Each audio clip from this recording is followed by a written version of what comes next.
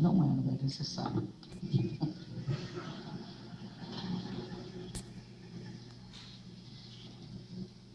Senhor Vice-Presidente da República, Michel Temer, Senhor Presidente da Câmara dos Deputados, Henrique Eduardo Alves, Senhoras e Senhores chefes de Estado, chefes de governo, vice-chefes de Estado e vice-chefes de governo que me honram com suas presenças aqui hoje. Senhor Presidente do Supremo Tribunal Federal, Ministro Ricardo Lewandowski.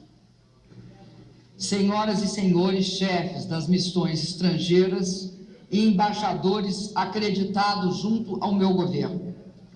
Senhoras e senhores ministros de Estado, senhoras e senhores governadores, senhoras e senhores senadores, senhoras e senhores deputados federais, senhoras e senhores representantes da imprensa, meus queridos brasileiros e brasileiras.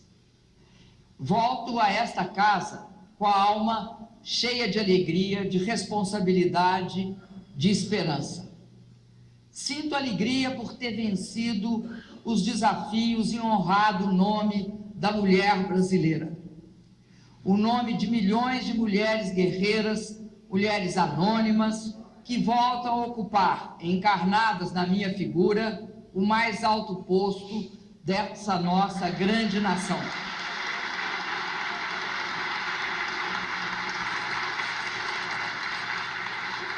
Encarno também outra alma coletiva, que amplia ainda mais a minha responsabilidade e a minha esperança. O projeto de nação, que é detentor do mais profundo e duradouro apoio popular da nossa história democrática. Esse projeto de nação triunfou e permanece devido aos grandes resultados que conseguiu até agora. E porque também o povo entendeu que esse é um projeto coletivo e de longo prazo. Este projeto pertence ao povo brasileiro. E mais do que nunca é para o povo brasileiro e com o povo brasileiro que vamos governar. A partir do extraordinário trabalho iniciado pelo governo do presidente Lula, continuado por nós, temos hoje a primeira geração de brasileiros que não vivenciou a tragédia da fome.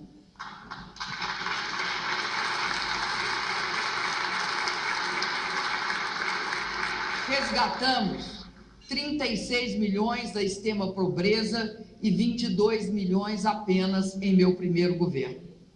Nunca tantos brasileiros ascenderam às classes médias. Nunca tantos brasileiros conquistaram tantos empregos com carteira assinada. Nunca o salário mínimo e os demais salários se valorizaram por tanto tempo e com tanto vigor. Nunca tantos brasileiros se tornaram donos de suas próprias casas. Nunca tantos brasileiros tiveram acesso ao ensino técnico e à universidade. Nunca o Brasil viveu um período tão longo sem crises institucionais.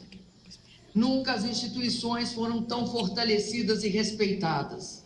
E nunca se apurou e puniu com tanta transparência a corrupção. Em nossos governos, cumprimos o compromisso fundamental de oferecer a uma população enorme de excluídos, de pessoas excluídas, os direitos básicos que devem ser assegurados a qualquer cidadão. O direito de trabalhar, de alimentar a sua família, de educar e acreditar em um futuro melhor para seus filhos. Isso, que era tanto para uma população que tinha tão pouco, tornou-se pouco para uma população que conheceu, enfim, governos que respeitam e que a respeitam e que realmente se esforçam para protegê-la. A população quis que ficássemos porque viu o resultado do nosso trabalho, compreendeu as limitações que o tempo nos impôs e concluiu que podemos fazer muito mais. O recado que o povo brasileiro nos mandou não foi só de reconhecimento e de confiança. Foi também um recado de quem quer mais e melhor. Por isso, a palavra mais repetida na campanha foi mudança, e o tema mais invocado foi reforma. Por isso eu repito hoje, nessa solenidade de posse, perante as senhoras e os senhores: fui reconduzida à presidência para continuar as grandes mudanças do país e não trairei este chamado. O povo brasileiro quer mudanças, quer avançar e quer mais. É isso que também eu quero. É isso que vou fazer com destemor, mas com humildade, contando com o apoio desta casa e com a força do povo brasileiro. Este ato de posse é, antes de tudo, uma cerimônia de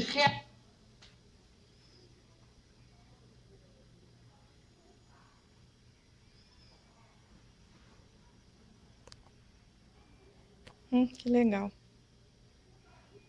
Você mexeu aí? Não. obstinada da Constituição, das leis, das liberdades individuais, dos direitos democráticos, da mais ampla liberdade de expressão e dos direitos humanos. Queridos brasileiros e brasileiras, em meu primeiro mandato, o Brasil alcançou um feito histórico. Superamos a extrema pobreza, mas, como eu disse, e sei que é a convicção e a expectativa de todos os brasileiros, o fim da miséria é apenas um começo. Agora é a hora de prosseguir com o nosso projeto de novos objetivos. É hora de melhorar o que está bom, corrigir o que é preciso e fazer o que o povo espera de nós. Sim, neste momento, ao invés de simplesmente garantir o mínimo necessário, como foi o caso ao longo da nossa história, temos agora que lutar para oferecer o máximo possível. Vamos precisar, governo e sociedade, de paciência, coragem, persistência, equilíbrio e humildade para vencer os obstáculos. E venceremos esses obstáculos. O povo brasileiro quer democratizar cada vez mais a renda, o conhecimento e o poder.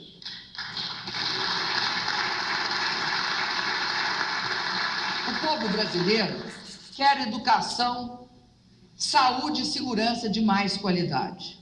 O povo brasileiro quer ainda mais transparência e mais combate a todos os tipos de crimes, especialmente a corrupção.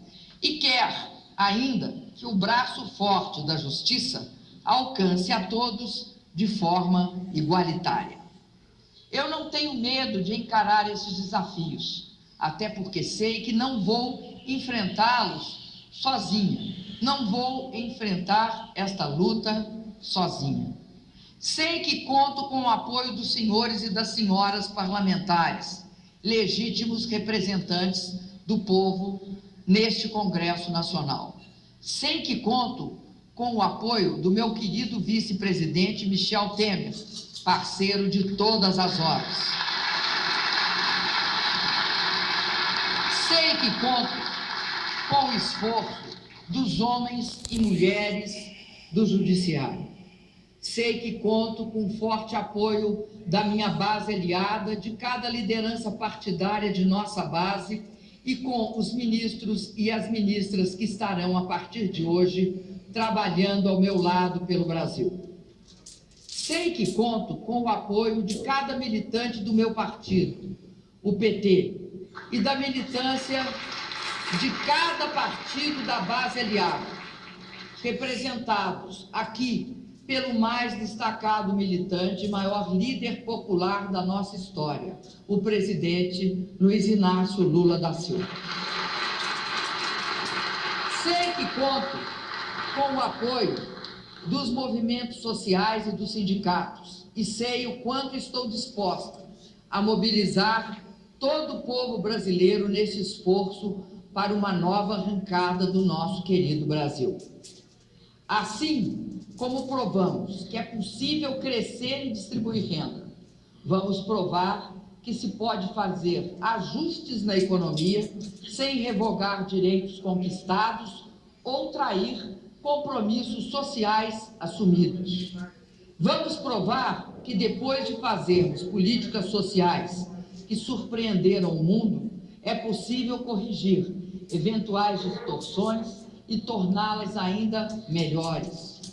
É inadiável também implantarmos práticas políticas mais modernas, éticas e, por isso mesmo, mais saudáveis. É isso que torna urgente e necessária a reforma política. Uma reforma profunda, que é responsabilidade constitucional desta Casa, mas que deve mobilizar toda a sociedade na busca de novos métodos e novos caminhos para a nossa vida democrática. Reforma política que estimule o povo brasileiro a retomar seu gosto e sua admiração pela política. Queridas brasileiras e queridos brasileiros, neste momento solene de posse, é importante que eu detalhe algumas ações e atitudes concretas que vão nortear nosso segundo mandato. As mudanças que o país espera para os próximos 4 anos dependem muito da estabilidade e da credibilidade da economia. Isso para nós todos não é novidade. Sempre orientei minhas ações pela convicção sobre o valor da estabilidade econômica, da centralidade do controle da inflação e do imperativo da disciplina fiscal, e a necessidade de conquistar e merecer a confiança dos trabalhadores e dos empresários. Mesmo em meio a um ambiente internacional de extrema instabilidade e incerteza econômica, o respeito a esses fundamentos econômicos nos permitiu colher resultados positivos. Em todos os anos do meu primeiro mandato, a inflação permaneceu abaixo do teto da meta e assim vai continuar. Na economia, temos com o que nos preocupar, mas também temos o que comemorar. O Brasil é hoje a 7ª economia do mundo, o 2º maior produtor exportador agrícola, o 3º maior exportador de minério, o 5º país que mais atrai investimentos estrangeiros, o 7º país em acúmulo de reservas cambiais e o 3º maior usuário de internet. Além disso, é importante notar que a dívida líquida do setor público é hoje menor do que no início do meu mandato. As reservas internacionais estão em patamar histórico na casa dos 370 bilhões de dólares. Os investimentos estrangeiros diretos atingiram, nos últimos anos, volumes recordes. Mais importante, a taxa de desemprego está nos menores patamares já vivenciados na história de nosso país. Geramos 5.800.000 empregos formais em um período em que o mundo submergia no desemprego. Porém, queremos avançar ainda mais e precisamos fazer mais e melhor. Por isso, no novo mandato, vamos criar, por meio de ação firme e sóbria na economia, um ambiente ainda mais favorável aos negócios, à atividade produtiva, ao investimento, à inovação, à competitividade e ao crescimento sustentável. Combateremos sem trégua a burocracia. Tudo isso voltado para o que é mais importante e mais prioritário, a manutenção do emprego e a valorização, muito especialmente a valorização do salário mínimo, que continuaremos assegurando. Mais que ninguém, sei que o Brasil precisa voltar a crescer.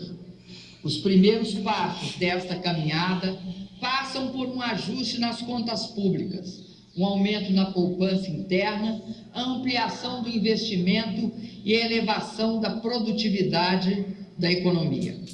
Faremos isso com o menor sacrifício possível para a população, em especial para os mais necessitados. Reafirmo meu profundo compromisso com a manutenção de todos os direitos trabalhistas e previdenciários. Temos consciência que a ampliação e a sustentabilidade das políticas sociais exige equidade e correção permanente de distorções e eventuais excessos. Vamos, mais uma vez, derrotar a falsa tese que afirma existir um conflito entre a estabilidade econômica e o crescimento, do investimento social, dos ganhos sociais e do investimento em infraestrutura. Ao falar dos desafios da nossa economia, faço questão de deixar uma palavra aos milhões de micro e pequenos empreendedores do Brasil. Em meu primeiro mandato, aprimoramos e universalizamos o Simples e ampliamos a oferta de crédito para os pequenos empreendedores. Quero, neste novo mandato, avançar ainda mais. Pretendo encaminhar ao Congresso Nacional um projeto de lei criando um mecanismo de transição entre as categorias do Simples e os demais regimes tributários. Vamos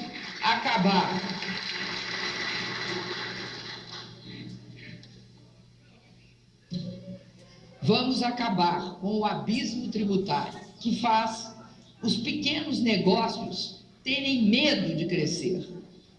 E sabemos que se o pequeno negócio não cresce, o país também não cresce. Nos dedicaremos ainda a ampliar a competitividade de nosso país e de nossas empresas. Daremos prioridade ao desenvolvimento da ciência, da tecnologia e da inovação, estimulando e fortalecendo as parcerias entre o setor produtivo e nossos centros de pesquisa e universidades. Um Brasil mais competitivo está nascendo também a partir dos maciços investimentos em infraestrutura, energia e logística. Desde 2007, foram 2 edições do Programa de Aceleração do Crescimento, o PAC 1 e o PAC 2, que totalizaram cerca de 1 trilhão e 600 bilhões de reais em investimentos em milhares de quilômetros de rodovia, ferrovia, em obras nos portos, nos terminais hidroviários e nos aeroportos, em expansão da geração e da rede de transmissão de energia, em obras de saneamento e ligações de energia do Luz para Todos. Com o programa de investimentos em logística, demos um passo adiante. Construímos parcerias com o setor privado, implementando um novo modelo de concessões que acelerou a expansão e permitiu um salto de qualidade de nossa logística. Asseguramos concessões de aeroportos, de milhares de quilômetros de rodovia e autorização para terminais privados nos portos. Agora vamos lançar o terceiro PAC, o terceiro Programa de Aceleração do Crescimento e o segundo Programa de Investimento em Logística. Assim, a partir de 2015, iniciaremos a implantação de uma nova carteira de investimento em logística, energia e infraestrutura social urbana, combinando investimento público e, sobretudo, parcerias privadas. Vamos aprimorar os modelos de regulação do mercado, garantir que o mercado privado de crédito de longo prazo, por exemplo, se expanda. Garantir também que haja sustentação para os projetos de financiamento de grande vulto. Reafirmo ainda meu compromisso de apoiar estados e municípios na tão desejada expansão da infraestrutura de transporte coletivo em nossas cidades. Está em andamento, na realidade, uma carteira de 143 bilhões de reais em obras de mobilidade urbana por todo o Brasil. assinalo que neste novo mandato daremos especial atenção à infraestrutura que vai nos conduzir ao Brasil do futuro, a rede de internet em banda larga. Em 2014, em um esforço conjunto com este Congresso Nacional, demos ao Brasil uma das legislações mais modernas do mundo na área da internet, o Marco Civil da Internet. Reitero aqui meu compromisso de, nos próximos 4 anos, promover a universalização do acesso a um serviço de internet em banda larga, barato, rápido e seguro. Quero reafirmar ainda o compromisso de continuar reduzindo os desequilíbrios regionais, impulsionando políticas transversais e projetos estruturantes, especialmente no Nordeste e na região da Amazônia. Foi decisivo mitigar o impacto dessa prolongada seca no semiárido nordestino. Mas, mais importante, será a conclusão da nova e transformadora infraestrutura de recursos hídricos, perenizando mais de 1.000 quilômetros de rios, combinada com importante investimento social em mais de 1 milhão de cisternas. Senhoras e senhores, gostaria agora de anunciar o novo lema do meu governo. Ele é simples, é direto e é mobilizador. Reflete com clareza qual será a nossa grande prioridade e sinaliza para qual setor deve convergir o esforço de todas as áreas do governo. Nosso lema será Brasil, Pátria Educadora. Trata-se de lema com duplo significado.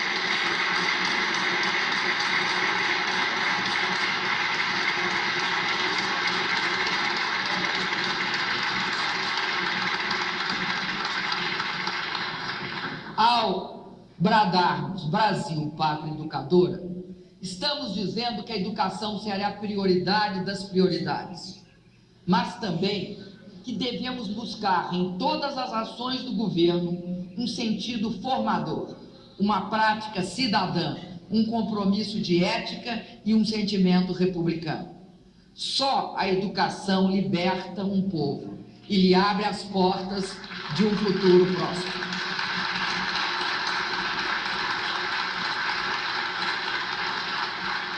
Democratizar o conhecimento significa universalizar o acesso ao ensino de qualidade em todos os níveis, da creche à pós-graduação. Significa também levar a todos os segmentos da população, dos mais marginalizados, aos negros, às mulheres e a todos os brasileiros, a educação de qualidade.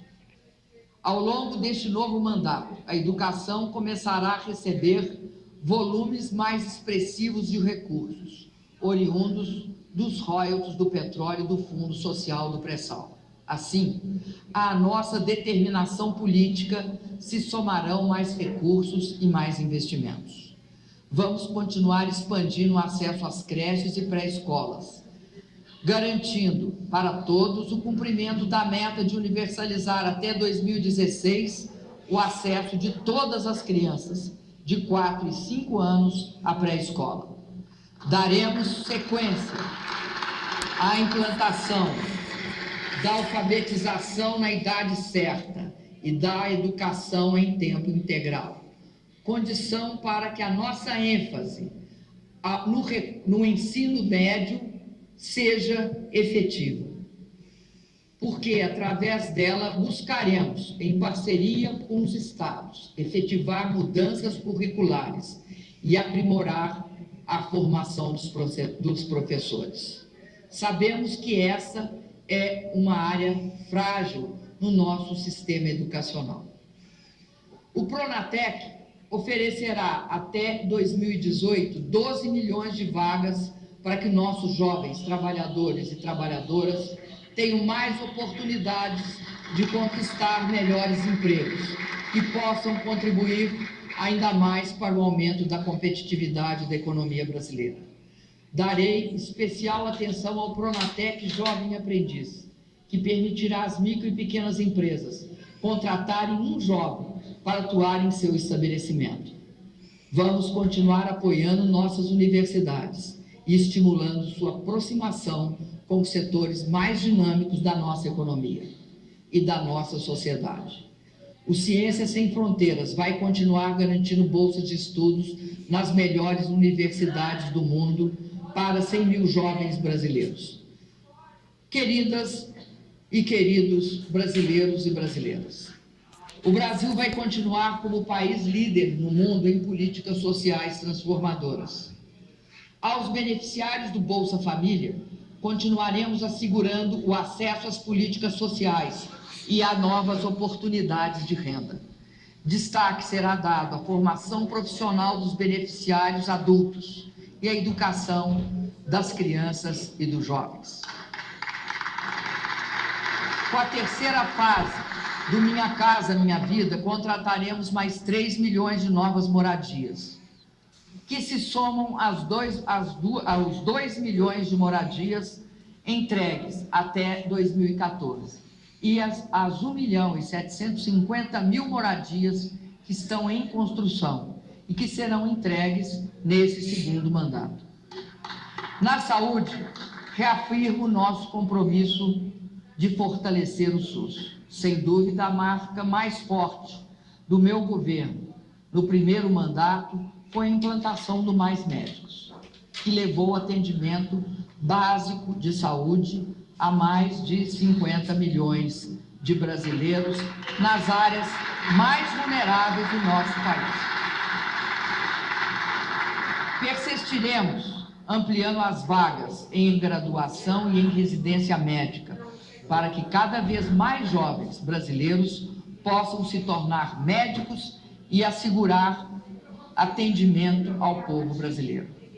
Nesse segundo mandato, vou implantar mais especialidades para garantir o acesso resolutivo e em tempo oportuno aos pacientes que necessitem de consulta com especialista, exame e os respectivos procedimentos. Assumo com todas as brasileiras e brasileiros o compromisso de redobrar nossos esforços para mudar o quadro da segurança pública em nosso país.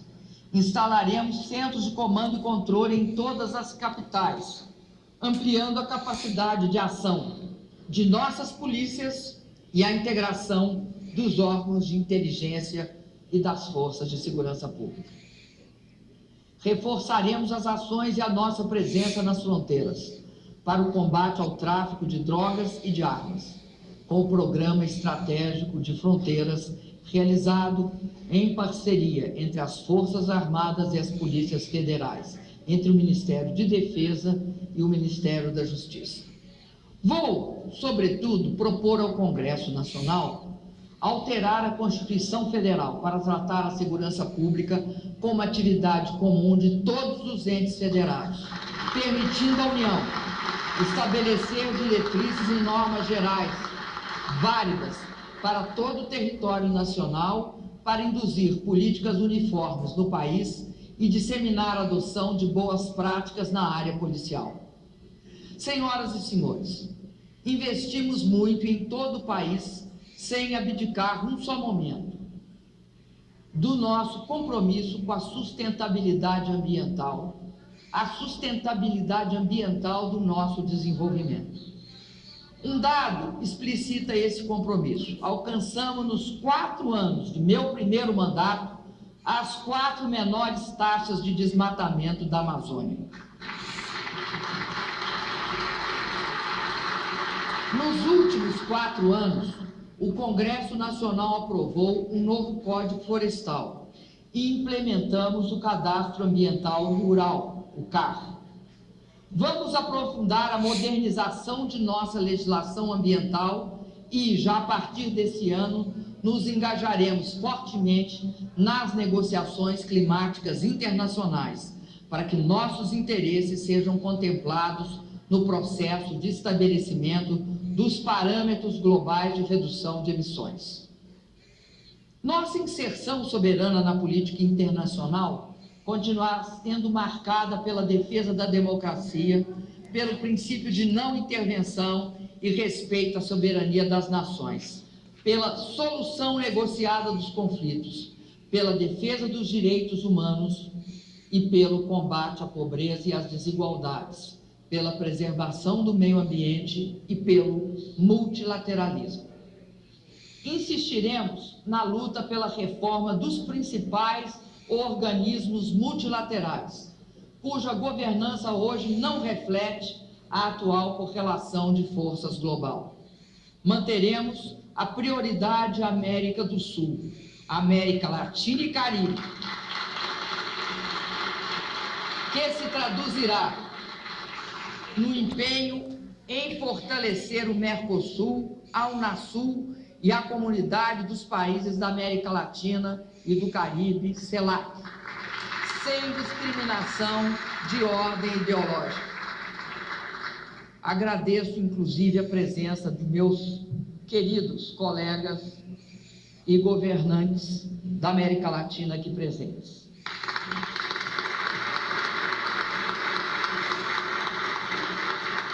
Da mesma forma, será dada ênfase a nossas relações com a África, com os países asiáticos e com o mundo árabe. Com os BRICS, nossos parceiros estratégicos globais, China, Índia, Rússia e África do Sul, avançaremos no comércio, na parceria científica e tecnológica, nas ações diplomáticas e na implementação do Banco de Desenvolvimento dos BRICS e na implementação também do Acordo Contingente de Reservas. É de grande relevância aprimorarmos nosso relacionamento com os Estados Unidos por sua importância econômica, política, científica e tecnológica, sem falar no volume de nosso comércio bilateral. O mesmo é válido para nossas relações com a União Europeia e com o Japão, com os quais temos laços fecundos. Em 2016, os olhos do mundo estarão mais uma vez voltados para o Brasil, com a realização das Olimpíadas. Temos certeza que, mais uma vez, como aconteceu na Copa, vamos mostrar a capacidade de organização do Brasil e agora, numa das mais belas cidades do mundo, o nosso Rio de Janeiro.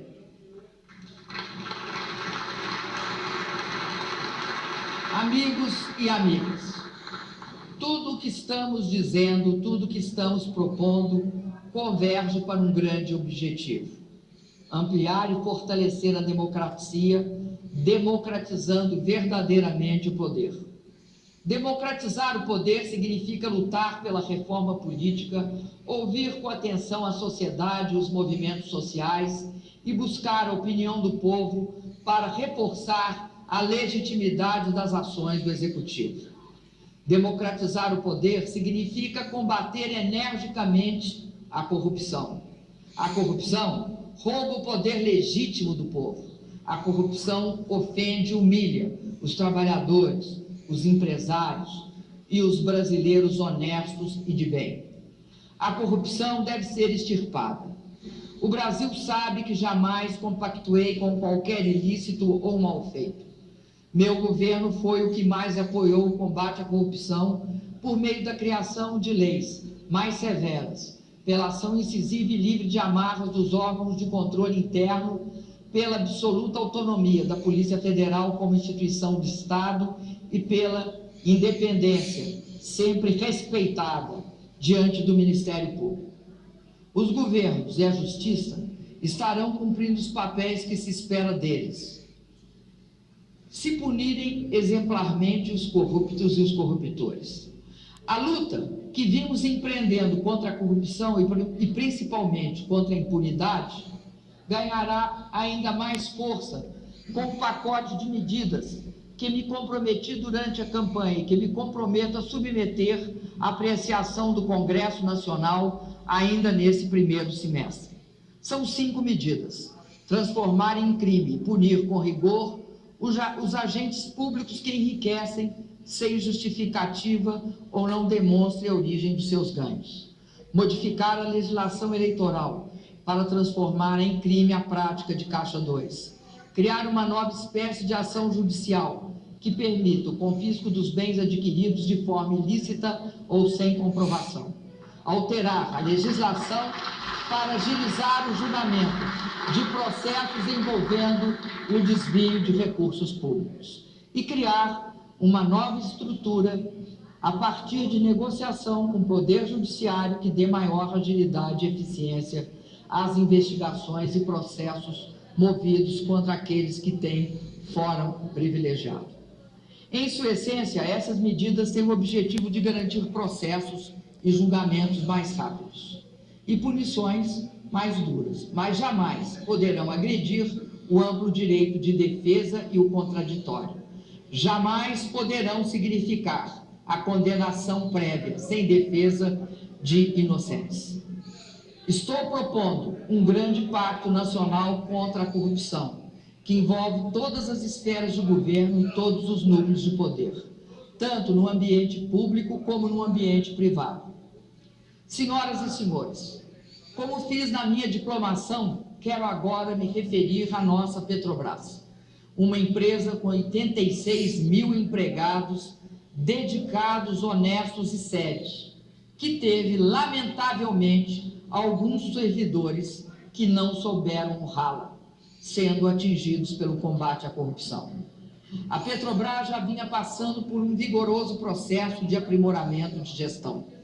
A realidade atual só faz reforçar nossa determinação de implantar na Petrobras a mais eficiente e rigorosa estrutura de governança e controle que uma empresa já teve no Brasil. A Petrobras é capaz disso e capaz de muito mais. Ela se tornou a maior empresa do mundo em capacitação técnica para a prospecção de petróleo em águas profundas. Daí resultou a maior descoberta de petróleo desse início de século, as jazidas do pré-sal, cuja exploração já são realidade, cuja exploração, que já é realidade, vai tornar o Brasil um dos maiores produtores de petróleo do planeta. Temos muitos motivos para preservar e defender a Petrobras de predadores internos e de seus inimigos externos.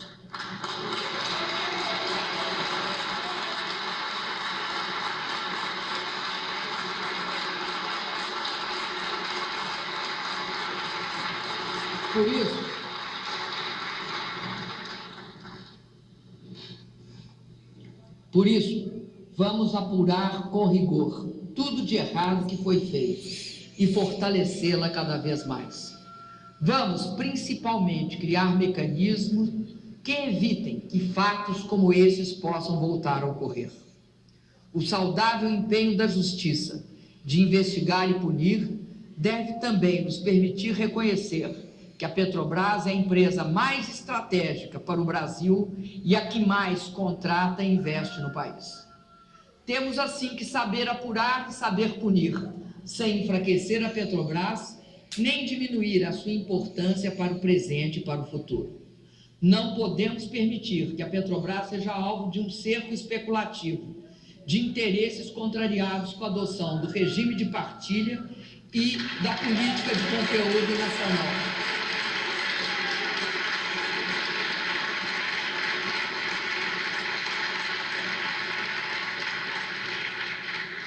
Partilha e política de conteúdo nacional que asseguraram ao nosso povo o controle sobre nossas riquezas petrolíferas. A Petrobras é maior do que quaisquer crises e, por isso, tem capacidade de superá-las e delas sair mais forte. Queridos brasileiros e queridas brasileiras, o Brasil não será sempre um país em desenvolvimento. Seu destino é ser um país desenvolvido e justo. E é esse destino que estamos construindo e buscando cada vez mais, com o esforço de todos, construir. Uma nação em que todas as pessoas tenham as mesmas oportunidades de estudar, trabalhar, viver em condições dignas, na cidade ou no campo. Um país que respeite e preserve o meio ambiente e onde todas as pessoas podem ter os mesmos direitos. à liberdade de informação e de opinião, à cultura, ao consumo, à dignidade, à igualdade, independentemente de raça, credo, gênero ou sexualidade.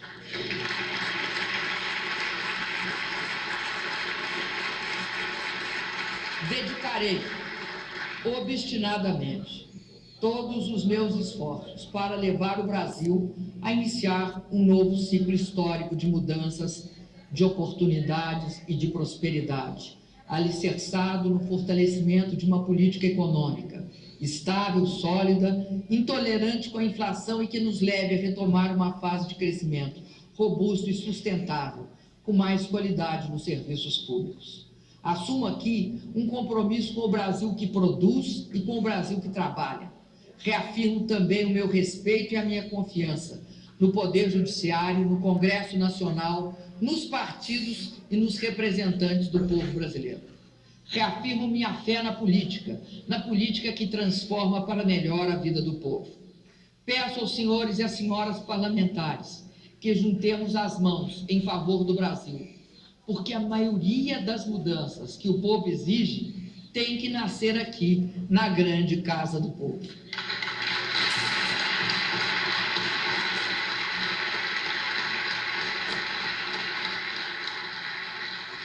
Meus amigos e minhas amigas, já estive algumas vezes um pouco perto da morte, e dessas situações saí uma pessoa melhor e mais forte. Sou ex-opositora de um regime de força que provocou em mim dor e me deixou cicatrizes, mas não tenho nenhum revanchismo. Mas este processo jamais destruiu em mim o sonho de viver num país democrático e a vontade de lutar e de construir este país cada vez melhor. Por isso,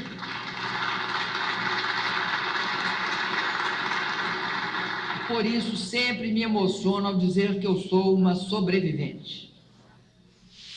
Também enfrentei doenças, mas, se me permitem, quero dizer mais. Pertenço a uma geração vencedora, uma geração que viu a possibilidade da democracia no horizonte e viu ela se realizar.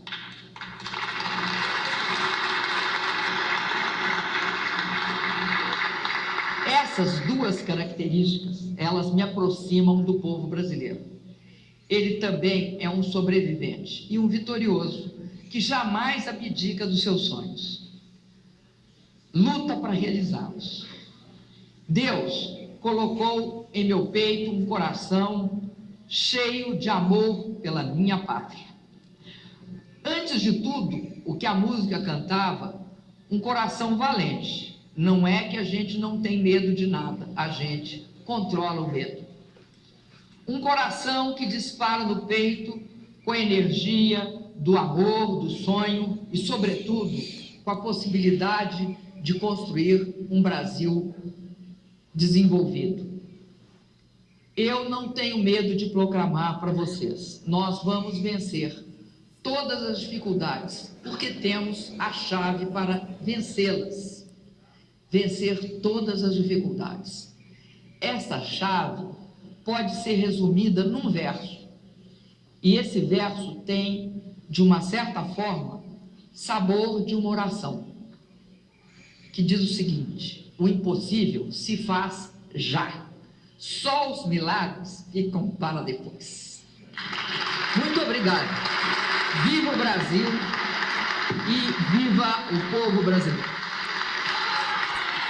50 minutos de blá blá blá para fodeção no país. 4 anos de fodeção.